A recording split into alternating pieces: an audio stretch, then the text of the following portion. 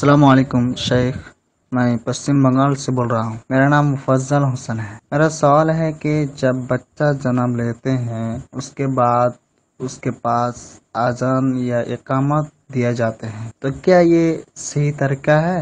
ये हमारे एक भाई साहब हैं पश्चिमी बंगाल से।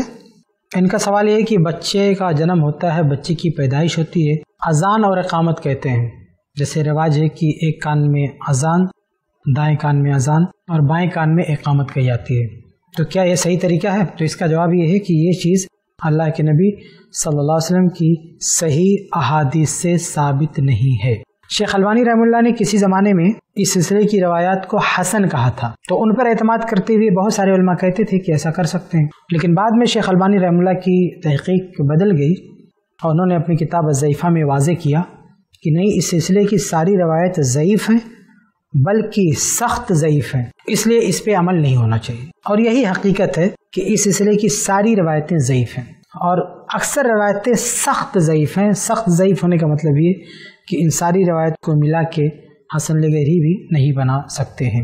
इसलिए ये तरीका जब साबित नहीं है, पाए सबूत को नहीं पहुँचती है रवायत, तो इसलिए इस पर अमल भी नहीं करना चाहिए। तो ये जो तरीका है ये अल्लाह के नबी सल्लल्लाहु अलैहि वसल्लम से साबित नहीं है, इसलिए इस पर अमल नहीं होना चाहिए। बाद लोग बड़ी अजीब बात कहने लग जाते हैं, वो कहते हैं कि नहीं, इस पर इजमा है और इजमा से साबित है इसलिए अमल होगा। तो एक बात ज़हन में रखें, कुरान और हदीस के दलील के बगैर इजमा का इनेकाद नामुमकिन है। कोई भी इजमा होगा उस पर दलील होनी चाहिए कुरान से या हदीस से, चाहे नस सरी हो या गैर सरी हो, लेकिन बहरहाल दलील होनी चाहिए।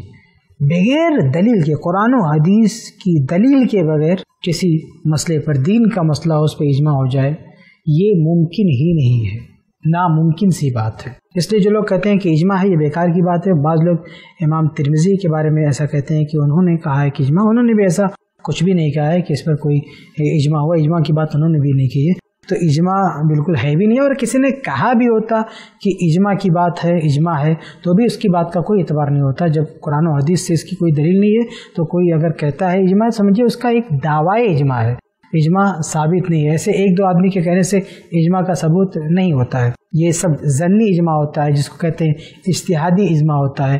क़तई और हतमी इजमा इसको नहीं कहते हैं कि जो हुज्जत बन सके, जो दलील बन सके। तो खुलासा ये कि बच्चे की पैदाइश के बाद कान में, दाएं कान में अजान, बाएं कान में इकामत या सिर्फ अजान, कोई भी तरीका ये कुरान और हदीस से साबित नहीं है, सही हदीस से साबित नहीं। इस सिलसिले में जो रवायत है वो अक्सर मौजू मनगढ़ंत है, इसलिए इन पे अमल। ऐसे ही और वीडियोस बनाने में हमारी मदद करें।